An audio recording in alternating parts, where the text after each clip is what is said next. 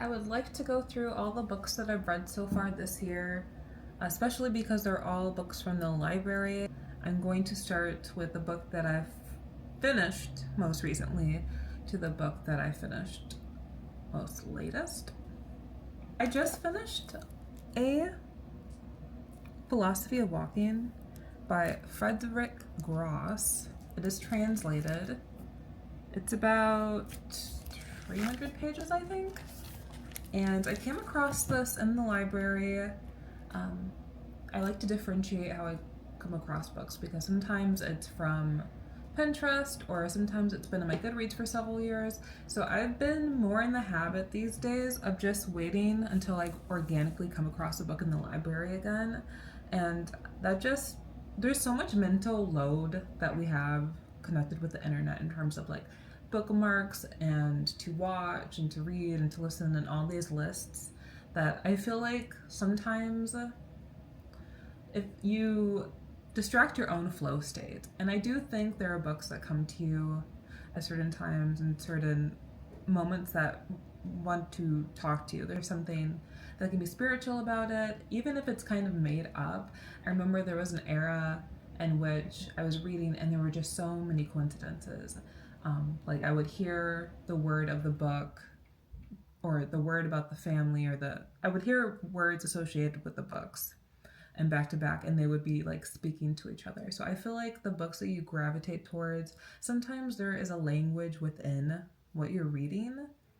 And even with these books, I didn't realize some topics would have the same examples. They reference the same things, and I'll speak on that when that appears. But yeah, if you are just always kind of chasing certain lists or other recommendations from outside of yourselves, I think you are distracted from that kind of internal language. Like there's some things that are just meant for you. And so yeah, I picked up this book and I wanted to read it because philosophy of walking, it's like, okay, what can we talk about when it comes to walking? Walking seems like such a simple activity. And I am a big walker. I am a walker in the sense where that has become like one of my favorite times of the day, my morning walk. When I don't have a walk, I get really irritated because I work in the type of job that feels very service oriented. So it feels like I'm always being called and pulled by other people to do what they want. So it's very important for me to have a walk in the morning because it feels like this isn't being productive. This isn't for anyone else but me. And my love for walking started bloomed in my 20s because one, I didn't have a car, and then also I lived with a roommate, and I wasn't particularly close with this roommate. So thinking back on it, I think it has always kind of been a sense of freedom, something that's also low cost and just highly accessible. So I would spend a lot of evenings after work walking around a lake. Basically, I am a walking girl, which is why I picked this up. Some chapters are more focused on people and their experiences of walking, and by people, mostly philosophers and what do I want to say? Philosophers? I would say that philosophers and writers. There's like a chapter on Henry David Thoreau and Nietzsche. And I don't know how to pronounce his name. Is it Rousseau? Roussseau. He, I'm really interested in, and I need to research about him because I might read one of his books. And then other chapters are more on the concept of walking and the different types of walking. So, like the emotions that can come, melancholy walks, more uplifting walks. So there's a whole chapter on pilgrimages, which is really interesting.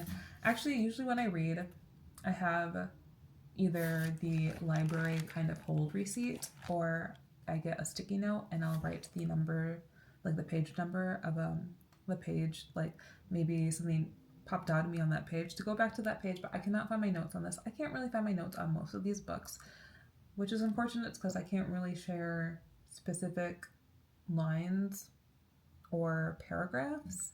So this really is just going to be kind of a summary and then also, my feelings, but not so in detailed as I would have thought this would be.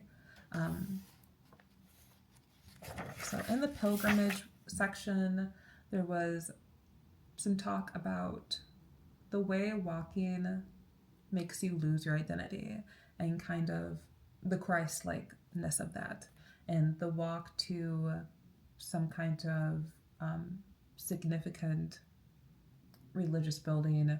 It's like you lose being an identity and you gain so much humility, and you experience suffering to almost have a rebirth of yourself.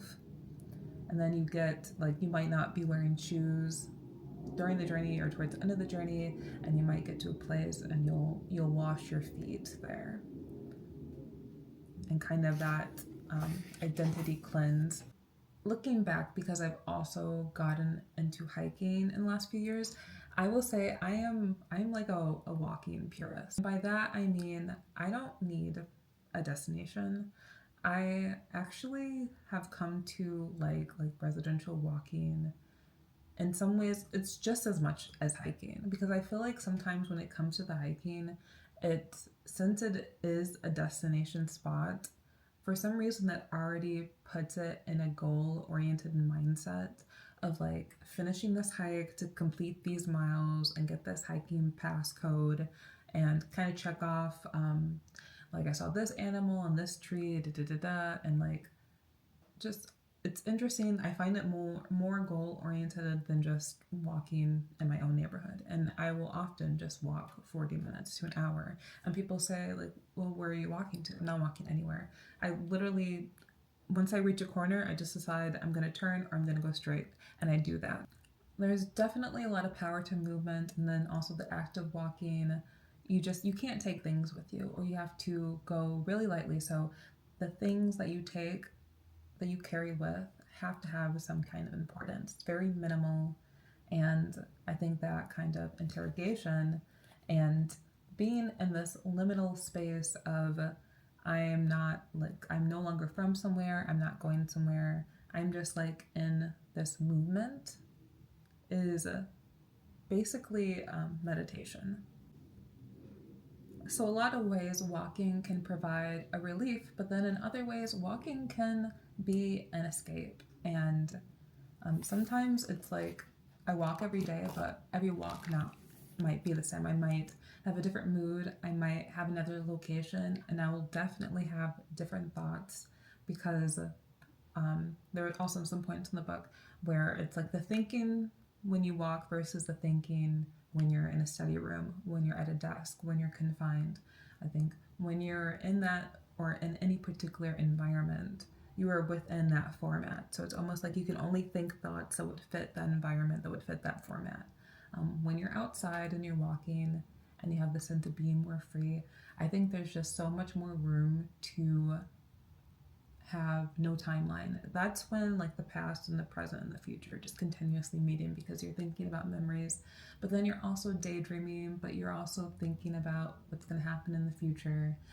All the while, it's like you are not in one place, and then your mind is not in one place.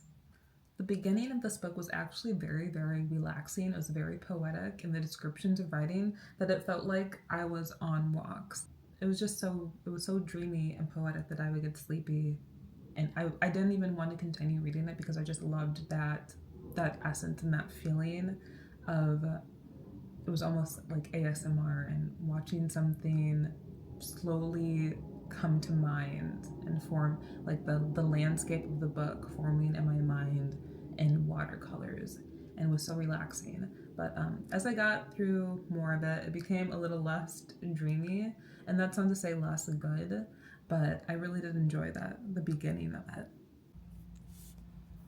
This next book is Having and Being Had by Ulla Biss, and I've never heard of Ulla Biss before. I pulled this out at the library, and I was interested in it because of the title, Having and Being Had. It reminded me of, I think the Erich Fromm title is To Be or To Have. Just this concept of either being or owning, being or doing, thinking and doing, these kind of two halves. And discussions on, it's usually primarily discussions about how we as a society are more focused on having or owning than being and doing. So I picked it up because it sounded philosophical. It's not necessarily philosophical, it's kind of like essays about this woman's life. So I think she lives in Chicago and she is a university professor, and her husband is also a professor. And it's her own observations of mostly class related topics. And the way that the essay is pulled together, it's fun because it'll be an essay and it'll be about like one topic, or a key word will come in like towards the end, like bike, and then the next essay will be titled like bike, and it's about some kind of incident that happened with a bicycle. And this is her reflection and kind of coming to terms with an almost eliteness. So she understands that being white, she has some privileges, but I think it's in that space of privilege that is middle class and or upper middle class. And I also think people in these zones have a hard time feeling like they're privileged because they have worked hard, they have done university or school for longer. So they've done a lot of schooling, they do a lot of work, and to call what they reaped from these situations privilege, I sometimes think there is an awkwardness that they don't want to admit to. It's kind of like a white guilt, like people that listen to a lot of NPR. There's this kind of liberal mindset that it's like, okay, you are aware and you are an ally, but you also have these privileges. So for instance, her and her husband spend like $12,000 working on building a chimney in the house. So there's like an essay that's kind of thinking about how they spend their money, or all the essays are about kind of thinking about materialism, like what is capitalism, reflecting on the neighborhood, seeing how they themselves fit in the Chicago neighborhood, and noticing that they're like one of the only white families, or this neighborhood is now slowly becoming white. And it's not really a book apologizing for herself. In the notes, she discusses her motivation for writing this. I began keeping a new kind of diary shortly after I moved into my house in 2014. I had very little time to write then, but I had a garage where I kept my bike, so I no longer had to carry it up and down stairs, and I had a new sense of security, a feeling of solidity. I wasn't particularly liquid, but I didn't have to worry about my mortgage as long as I kept my job. I was highly aware in those first years of my comfort, and I was uncomfortable with that comfort. I knew from past experience that the discomfort would fade and that my extraordinary new life would become ordinary with time. Yeah, it's a lot about interrogating these opportunities for luxury, and then also I think just the idea of being paid to be a writer and what you write about, and also the idea of being paid to be a writer that writes about yourself. That is such like a privileged opportunity, and we can parallel that with the opportunities to be like a YouTuber and make money off of essentially all you're doing is, some people are really good at this, but all they have to do is live their life and they make money that way. So all they have to do is do exactly what they want. I feel like class is so, I mean, it's obviously complex and it's so interesting that it almost sucks because I'm thinking about class every day, because it is like, even if you didn't have it all growing up, as soon as you have it, you have to think about like the guilt and this aspect of betrayal, and then also wanting to be like, to exclude yourself, like I am not elite, I just did the best that I can. And then we all kind of become our own bootstrap stories, and the intersections of class, of you might have like social capital but not cultural capital, or culture capital but not like actual financial capital. There's just so much to unravel. In a way, it's like, it's so interesting though that like I'm sick of it, because I think, I don't know, as an adult, it's like all I end up thinking about is money, because I go to work and I know I'm at work for money, and then I come home and I know the place that I rent is like I'm even allowed to rest because of money. And then it's like you're a part of the system that you can't escape, and then you're like double introspective and you're wondering, am I a bad person, or am I like, am I a coward because I don't go after my dreams? Am I a bad person because I have more than a person that's worked harder? Or thinking about maybe you haven't. Maybe you haven't gotten more than other people around you. Maybe you work harder than other people. And it's like, am I not playing the game right? So every day there is just some kind of discussion in terms of status and value with anything we do, with anything we like, with anything we don't like. It's so pervasive that I feel like at this point, like, life is life equals money, life equals status. I can't find where it's at. I feel like it was this book, or it could have been this book that I'll talk about. But in Having and Being Had, the author describes basically living next to Vivian Maier without saying her name. And Vivian Maier is a photographer and who passed, and then they found her works. So she was actually a nanny primarily for many, many years, but she did photography as a hobby.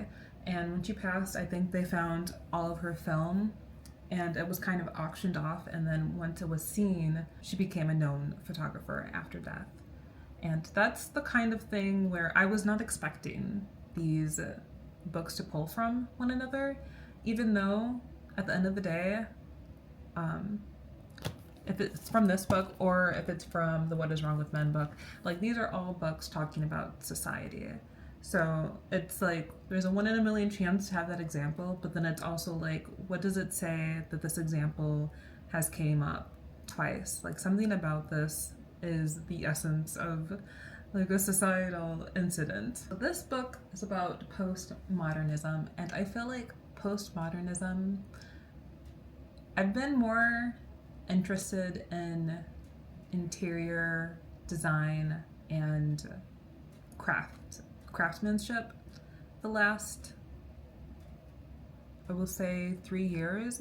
And as I'm getting more into that, you become more aware of the different genres and eras of certain aesthetics. And I would like to be less ignorant into, as well as philosophy, just feeling like I'm obtaining the vocab of what I'm observing and just continually learning bits and pieces. Even though sometimes it's like complex and hard to really understand, I feel like postmodernism, it's trying to be a fish and understand you're in water. Like, at this point, everything is postmodern, and at this point, it's also like we say we don't like postmodernism, but the fact is we like just our era. It's people that are like, oh, it was okay to have a phone like back then, but like now kids growing up with iPads, like, that's not okay. There's always a cutoff point with people, and it usually coincides with their own development, interestingly enough. If you're ever online, you'll see these discussions where it's like, we were the last generation to X, and we were the last gen to have it good. And sometimes that is about how you played outside and nobody stopped you until the post lights came on. Is that what they're called? I don't remember. Lamp posts. Or like, we were the last generation to have it good because we had these high quality Nickelodeon cartoons. So many things can be postmodern, and there's like seemingly no connection because it's so random and it's so just intrusive and everywhere. And a lot of it just has to do with acceleration, which we always tend to recognize as progress instead of calling it some kind of acceleration and interrogating it. So this wasn't really the most pleasant read. I think it got better towards the end, but in the beginning, because every chapter kind of has 3 examples within the chapter, it was like my head was spinning trying to keep up, because it starts off with talking about David Bowie and Ziggy Stardust and the postmodernism of having no identity, or playing with an identity, playing with drag. just playing with an abstract and being in control of your own costume. It talks about Madonna and the whore Madonna complex, just the continuous mixture, the fluidity of materials and concepts and people, being a person but being a pop star, as well as wars and the development of cities. So it talks about the development of Las Vegas and that kind of being its own world. It talks about Disney and these areas that create kind of simulation worlds. And it talks about life before and after the Vietnam War and kind of understanding like that was really for nothing. We took so much loss and for what, as well as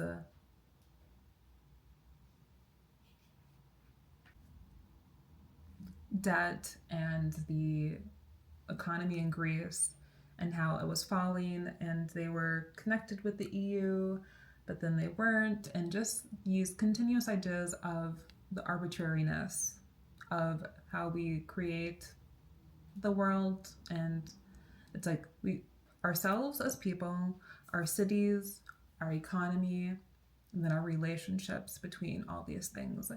And when the rules break or when the rules bend, I think there's just so much pumped into believing in those breaks and those bendings to kind of like look away or to accept it. And then we are just like continuously in these rules and we think that it's normal when it was like, no, these weren't actually the rules recently. We've just been like in a frog in boiled water until you believe that this was right. And like the walking, like the philosophy of walking, this idea of sometimes you're meeting yourself and sometimes you're escaping. That's the same with postmodernism. It's like sometimes we expanded past labels and past what felt like we were being put in a box, and then at some point it becomes such an acceleration that's why we call things like slopcore, and sloppiness has been a new trend of critique in especially like a cultural context. It's like, why is everything everything? Why can't things just be what they are anymore? I'll give an example of something that's happening recently. So there's the Olympic gold medalist ice skater, Alyssa Liu? I don't remember her last name. But a lot of people are praising her because of her individuality. They feel a lot of star power because she has a performance. It's not just her doing her sport, but she has a look, and she has a style, and she has things that she obviously likes. And this is kind of considered like punk, quote unquote, for like an ice skater. Although there have been other ice skaters that have performed like familiar music. But I see people praise her and saying like she's putting the fun in ice skating. And I did watch her stateside remix. As a side note, I like the stateside original song more than the remix, but I felt like sometimes rules are good because they make the field kind of equal. And if you have too much individuality, it's like people do praise you more for the individualism than what they're actually seeing. So it's like, oh, like your style, like I know this song, so I like you more. Like you look like someone I would be friends with, so I like you more, therefore you should win. So I think sometimes those types of measures that kind of keep a closed box is in order to rate people fairly. And also like there's just so much that already appeases to us. Like you already have the ability to listen to whatever music you want all the time and to continuously request that everything kind of fits your needs. Like I'm being very accusational, but that's what it feels like sometimes, is that people aren't able to appreciate or recognize things unless they get the reference or unless it speaks their language. Like we are no longer meeting things where they are, but we praise that half meet. Next, I have What is Wrong with Men, Patriarchy, The Crisis of Masculinity, and How, of course, Michael Douglas Films Explain Everything by Jessa Crispin. To begin with, I've never seen a Michael Douglas film. This makes me want to watch them, like, not to validate ratings, but I kind of have the sense that Michael Douglas films are basically like B plus type of movies. But the way she talks about them and the plots and her analysis of, she's basically using them to kind of critique society, the way society has progressed and how men have progressed within society's progression. She makes them sound really good. So I would love to watch them to kind of pull all this knowledge together. Jessa Crispin is many things. She's a writer, she's a podcaster. I think she had a book website, like one of the first kind of huge book websites. I don't want to call it feminist because she literally has a book that's called like Why I'm Not Feminist. Jessa Crispin is a person that I've coincidentally I feel like I've been through my 20s with her. I think I first found her when she did a podcast called Public Intellectual. And if you're able to find those backlogs, really enjoy that because there's a huge Substack movement. And I was going to make kind of a separate video about why I'm not going to be a Substack girly. Not that anyone asked for me to write, but to summarize a point I would make is just like before Substack there was like Medium. Before Medium, there's just always been so many blog type of sites, and Jessa Crispin is just one of those people that has either done audio work or has done writing that is what people are now acting like just started, like the idea of being intellectual just started. When I don't even know if this was her first podcast, but she literally had a podcast called Public Intellectual. And so she's always done like a lot of topics, and I've always found her to be a fair person. And this book, What is Wrong with Men, like from the title, I've already gotten reactions that are like, what do you mean, like, what's wrong with men? Like, this is a men-hating book. This is a very compassionate, I think, read and understanding where men are at. And basically, all the changes that have been made since either the 70s or 80s, in terms of as women have gained more rights in the public sphere, men have gained more private rights, but they don't necessarily see them as gains. They see them as losses. So it's like women used to be in the house, a lot of domestic labor, a lot of servitude. We get the right to vote, we get access to credit cards, like we are able to become independent. And now people are realizing like, oh, I can't have everything because back then the reason I was able to have everything is because the labor of a wife. And even like the labor of the girlfriend. I've seen the labor of the girlfriend really been dwindling, especially in the last several years. There have been a lot of conversations between women of like, that's girlfriend behavior, or like, you're doing too much. Like, what do you do that for you? There's just a lot of interrogation that I also agree with. And when men realize like, oh, so I have to pack my own lunch. Like I have to be the woman and the man just as the woman now has to be the woman and the man.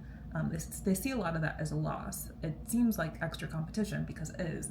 And then especially when women are doing better, it seems like, oh, everything's stacked against me. And also when you are in a more oppressed role, I think you know to survive, you have to have networks. So while women are making a lot of networks in terms of like shelters, protecting women, fighting against harassment, fighting for like these economic privileges and such, it's easier to go up than to be kind of pushed down. And yeah, men they say like, why isn't anyone talking about the male loneliness epidemic and all these things? And it's like, oh, you don't have the networks because you guys never made the networks. Women made their own networks, often to many critiques and just hatred of trying to protect ourselves and trying to survive. And men just don't have that network, and then they expect the woman to make the network, and they think that we're supposed to make it as an equality thing. So yeah, basically like a lot of the examples in this book have to do with that. It's just a man that these characters that he played, they're very irritated, they're very angry, and they might not even know why. So they'll take it out on the women around them in the workplace or their girlfriend or their wife, and are not understanding like they are no longer the superhero, they're no longer the hero. They have to fight against being the idea of a loser. So I find a book like this just very productive in the conversation, in the sense of, I know it's really easy to write off men and be like, that's quote unquote, I don't even know, am I allowed to say the word incel? Like, that's incel behavior, or that's just misogyny. It's weird because they're being so obnoxious and I don't like them, but in some ways I feel like there's such an anxiety with men right now that even if they're not being the worst man, it's like we really need to look at this quote unquote problem and like psychoanalyze it. Unfortunately, it's like not every man's going to go to therapy, and also it's not an individual problem. It's a societal problem because of just how we've formatted society now. That it kind of becomes all of our responsibility to talk about this. And I just feel like the way that she's opening within the conversation, that there might be reasons, and that there might be reasons to this that we can actually reason with, is as helpful as I've seen so far. This is No One Asked for This Essays is by Cazzie David, and it was, let's see, 2020. I didn't realize I was reading such current books. So Cazzie David is actually Larry David's daughter. I didn't know this when I picked it up. I mean, within a couple of chapters you kind of realize it, but yeah, I've never heard of her. I flipped it open and there was like some kind of millennial type of essay about birth control, and basically how it's like once birth control was introduced, it became more about having access to pleasure than having access to like not getting pregnant. And I was like, period. We love that point. So I decided to read it. Also, I was reading it at the same time as this at the Existentialist Cafe book, and I think I just needed that because sometimes you have a book that's so in depth that you need, what would you call this, a chaser? Just something something a little fun to bounce off, to rebound on. And Cazzie David, like, I mean, her main topic, her identity seems to be of a person with anxiety, and the way that she describes her anxiety, though, it's like a person with deep anxiety, not just like, oh, quirky social anxiety. She talks about basically always feeling like the worst person in the world, which is that the title verbatim. There's a movie called The Worst Person in the World that I watched twice that I feel like would be a good pairing with this movie. If you read the reviews of this, a lot of people obviously have a problem with her because she is a person of such great, immense privilege. Like, there's a whole essay about how she goes to work on the set of Curb Your Enthusiasm and she basically doesn't do anything, and then she feels guilty and she's like trying to do stuff, but she doesn't want to do stuff. She doesn't want to get up early. She wants to eat lunch with her dad. She wants these special privileges, but then also wants to feel like she's there on her own merit. I feel like it's not that obnoxious. Like, she's not apologetic about her privilege, but then she's also really not trying to rub it in. I don't know. There's like a fine line to it. I didn't find her as irritating as I thought I would. Maybe 10 years ago I would have, but then now I'm just kind of like, I mean, what can you ask for people that are born in certain situations? And how do I police this personality? I think probably the biggest complaint I would have is just that you have the opportunity to put out a book. Cazzie wants to be a comedian or something. That's why she writes. I don't remember if she does like open mics, but she considers herself like a writer and a comedian. And she's not the worst writer. I really don't know. This is like, you don't need to read this. I read this. You don't need to read this. It's just an interesting book because it's like, it's about a person that's Nepo baby book. A person that's done less than their family. but still put out a book. But isn't everyone putting out a book? I went to the library and I saw that like Jenna Ortega has a book, and I'm like, what is this book about?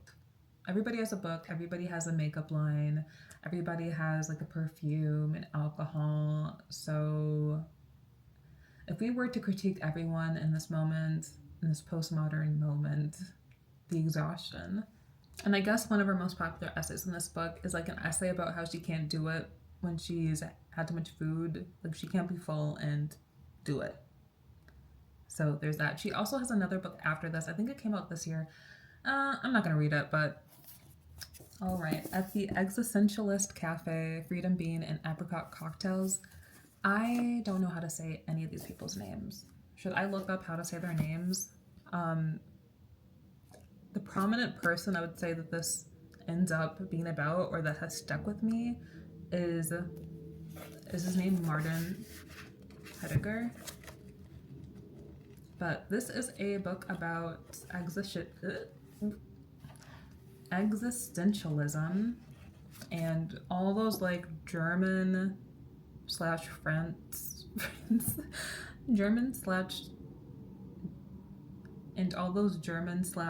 French philosophers. And I don't know how to pronounce their names still, but I'm really glad that I read this. It was pretty accessible. Philosophy has always been intimidating to me because it's like I want to get into the concepts, but every person has books. I feel like there are more accessible people like Eric Fromm, where I don't know if it's because it's more societal, but there's just a certain point of abstract and just thinking about like, what is a person, what am I, like am I my mind, like what comes first, that you can really get lost in it. And especially when it's being translated to English, there's like a field to get double lost in.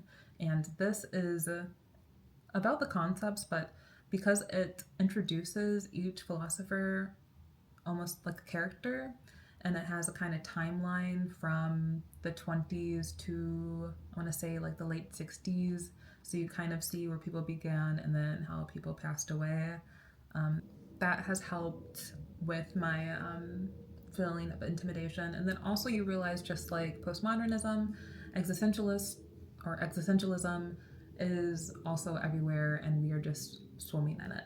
And at some point there was the anxiety that we all feel, and this kind of idea like, am I doing the right thing, or like I feel like there should be something else that I'm doing.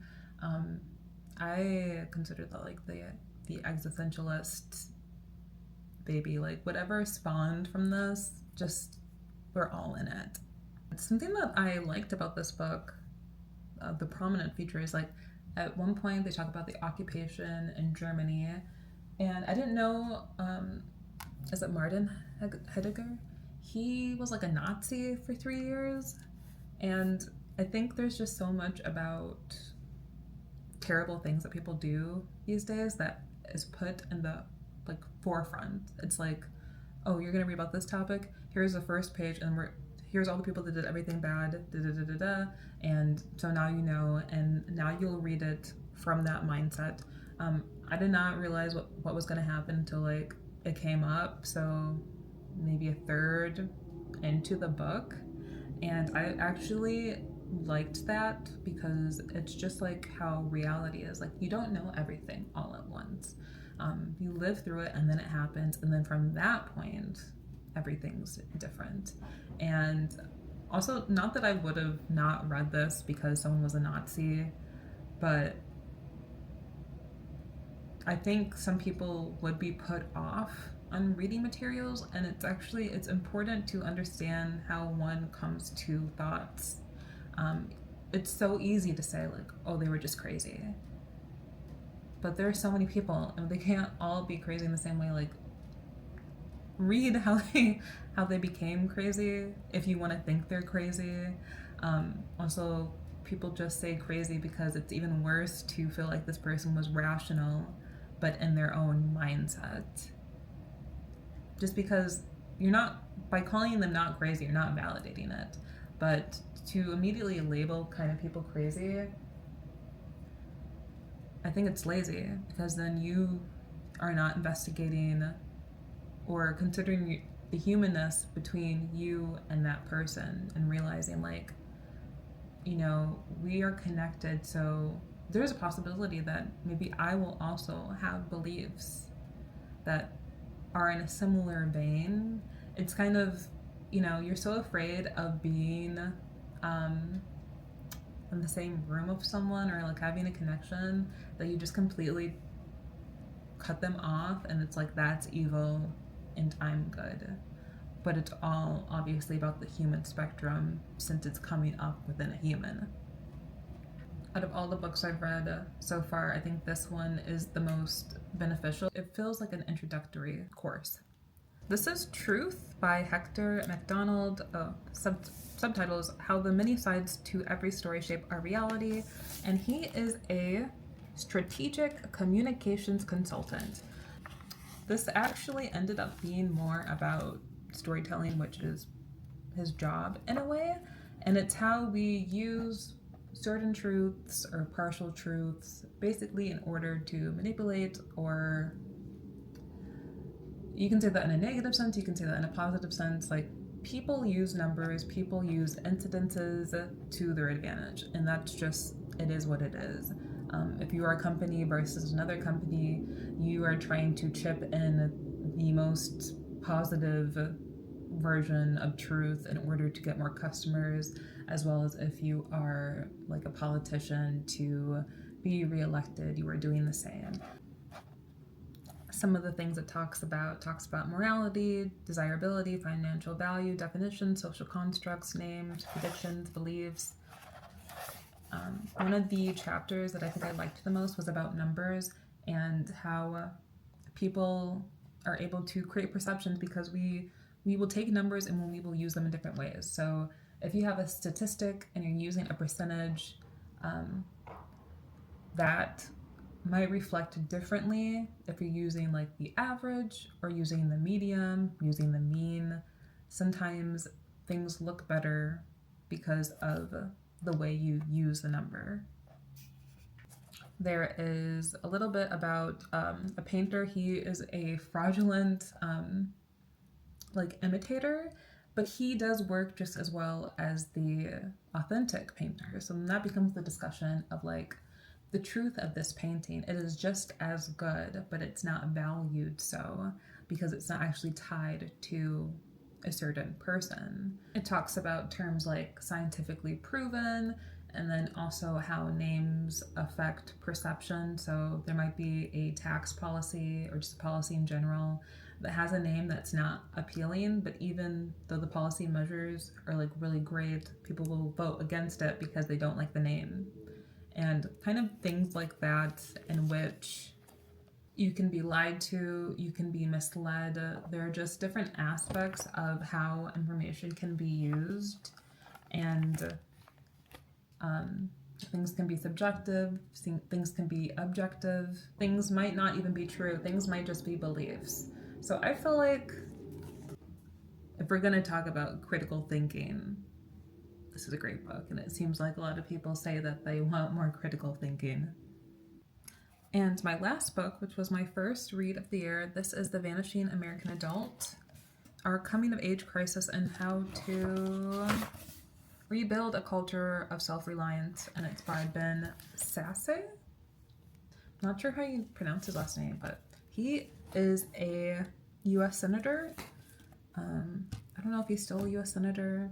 I picked this up at the library because the title interested me. I have been interested in the role of adulthood as an adult, and I mean, that's funny to say, but it's like there's just so many conversations, and I've grown up through my adulthood with these goals set in place, that these markers of adulthood that either no longer exist or hard to exist or hard to make within your 20s. So the idea that you'll finish college and you'll get married and you'll have a certain amount of kids and you'll settle down and you'll buy a house. I am 31. I am single. I don't own a house. I rent still. And I think even if I think everyone is just affected by these goals, even if you have succeeded in them. And as an American, I think there are also assumed privileges as an adult, like you should have already been abroad or you should have this amount of savings. I was pulled to this book because of that, because I've always been thinking of in what ways do I feel in arrested development because of the things that have been out of reach, or sometimes it's just society itself saying that, like, oh no, you have time, and like, you know, you're just so young, so you should just continue behaving as a teenager. And like for me, I feel the need to interrogate some things like that. I'm not saying it's bad to continue to like what you love, but I've seen some people that they continue to like what they love in a way that it's almost like you're just looped in, and then it makes me feel sad because it's like, well, so what's the point of living if I'm just gonna continue to always be who I was? I think adulthood is hard. It's not always fun, but I've found such independence in it because I'm just someone that didn't have a childhood that I am constantly like gravitating towards back, and maybe that's the difference. And then also just like astrology, birth chart stuff. And I think there's just such beauty in creating life as you want it instead of just thinking like life was good when I didn't have to think about anything and I wasn't in charge of anything. I've created, I think most of the beauty in my life has been the things that I've reached for and I've done, that weren't just given to me because I was a child. Also, I love the term self-reliance. I first like came across that concept with Ralph Waldo Emerson, and I really wanted, there was a period I really wanted to be just like so self-reliant. I still would like to be, but I'm going to justify it just being like hard. Like when I think of self-reliance, like something that I'm really interested in is someday planting and gardening, just these very back to basics of not just independency, but being able to do it for myself. Like it's one thing to do my job and go to the grocery store and on my own money buy. It's another thing to actually grow my own food. The idea of like craftsmanship, being able to build your own furniture, just having, don't want to say self-serving knowledge, like being able to fix my own car. Like anyone that knows anything is so, not to sexualize it, like it's hot. Like it's so admirable to know how to do things and to not just be right. And I feel like a lot of people, including myself, although I've been less inclined to be right in certain areas or to think that that makes me like morally good, it's like if I know the right words to say, if I know the right side to be on, if I'm good at the debates, if I'm able to crush this person with words, then I'm an adult. But I don't actually know how to do anything. I don't know how to sew. I don't, like, if I was stuck in the woods right now, I wouldn't know what to do. And that kind of vulnerability, like I don't want it. Like I want to be less vulnerable. He obviously checks on things like less screen time and then also just more age, like less age segregation, and the importance of being around people of different ages. And I think that's one thing. This is my theory on the quote unquote like Gen Z stare. I think, you know, growing up as a millennial, there were a lot of family shows, and I just remember that even though we were kind of waning away from that and it became more about like your friends groups, I think there's just so much television and just scenarios with the algorithms now that even amongst mass media, you don't have the storytelling of family as much anymore. And when you have those stories of family, to be able to see how different members of the family integrate as well as their ages, and just the aspects of respect. Although American television is not very respectful if you watch it, and that's one of the things that irritated me as I kind of got older. Just like the children in television are so annoying and just so bratty. What I'm getting at is just like when you don't have all those reflections and it's also not in your real life, when you have to experience like talking to a person that's older than you, like maybe that's why they stare, because they have no idea how to actually interact with anyone outside of their age, because they're just in a loop of people being their age and only knowing the value system within that age group. So like the most important things when you're a teen or in your 20s, and sometimes I feel like people still hold on to this in their 30s, it's just like what you listen to, what you watch, your style, your aesthetic. If I don't have those things to know on, am I gonna relate to you? Like that is the value system. So if you don't have the keychain that's the symbol of something that they recognize, like I don't know, maybe they just stare at you because they don't like recognize you as a person. So this book is focused on kind of talking to parents and how their children can build character. One example he gives is he's like with his family and I think they're vacationing, and the children say like they can't be in a room because they don't have air conditioning, and kind of realizing the difference in how his generation grew up and the comforts he's giving his own kids and their inability to even literally like be in air that they don't want to be in. Another example, it talks about the benefits of traveling and traveling as a real traveler versus just being a tourist, but that's also kind of a privileged thing to get to experience another country.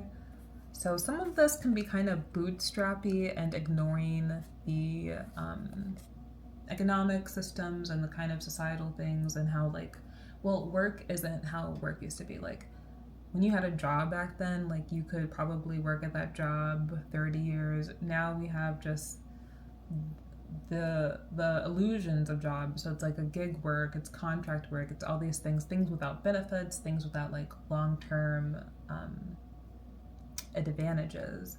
So at some point it's like, yeah, I agree, but it's also just can be very idealistic. So I don't know if I necessarily would recommend it. I do think the topic of adulthood is worth us all talking about, but I don't think you necessarily need to read this book to get into that. Thank you for watching if you did, and if you think we have any similar interests in topics or books, please leave a comment. I'm interested in seeing what you've read.